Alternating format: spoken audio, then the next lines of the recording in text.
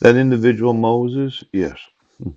Did he actually have to sit there for decades before he had the burning bush experience, or did he run away from Pharaoh and sat there and all of a sudden an angel appeared to him in a bush? Yes. There's certain predestinate purposes of God that you're obstructing. Yeah. Now, I don't know exactly what they are. I mean, I have my ideas of what I'd like to do. Yes. And it's not just that it's a 2,000 year celebration of the resurrection of Christ. Oh, tomorrow's Easter? Oh. And your thought was, well, we'll obstruct his right so he can't spend Easter with his family. There might be a woman. Her name's Marilyn Van Proyen. Pooh. What does she want to do today? As a man, I have, I really have no intention, yes, of listening to everything she says, but I want her to be talking to me. I just don't want to have to listen to everything. How? Now, quite often, oh, what's this? Numbers spoke of the heads of the tribes. What's this? Oh, let's see here.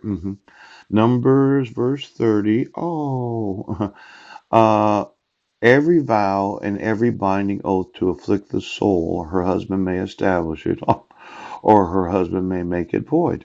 This has to do with vows. Yes. Now let's see here.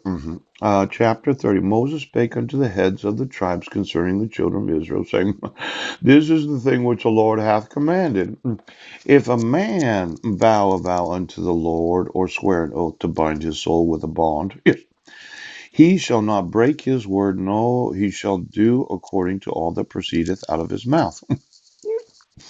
Now, if a woman also vow a vow unto the Lord, and bind herself by a bond, being in her father's house in her youth, yeah, and her father hear her vow and her bond wherewith she hath bound her soul, and her father shall hold his peace at her, then all her vows shall stand, and every bond wherewith she has bound her soul shall stand. Yes.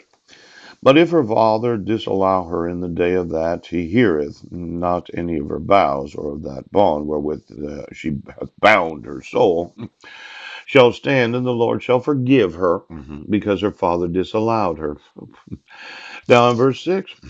And if she had at all an husband, when she vowed or uttered out of her lips, wherewith she bound her soul, and her husband heard it, verse 7, held his peace at her in the day that he heard it, then her vow shall stand, and her bonds wherewith she bound her soul shall stand. But if her husband disallowed her on the day that he heard it, then he shall make her vow which she vowed, and that which she hath uttered with her lips wherewith she bound her soul of none effect, and the Lord shall forgive her. But every vow of a widow and her that is divorced wherewith they have bound their souls shall stand against her. And if she vowed in her husband's house, or bound her soul by a bond with an oath, and her husband.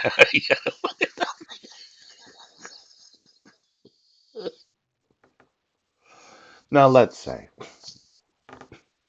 that that Marilyn doesn't want to live with Mike.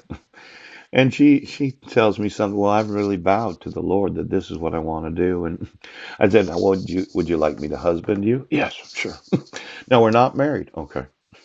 I'd like to adopt her. I'd like her to have my last name. I think there's a little problem in their relationship of the exploitation of her children, and quite possibly 25 years of abuse and torture.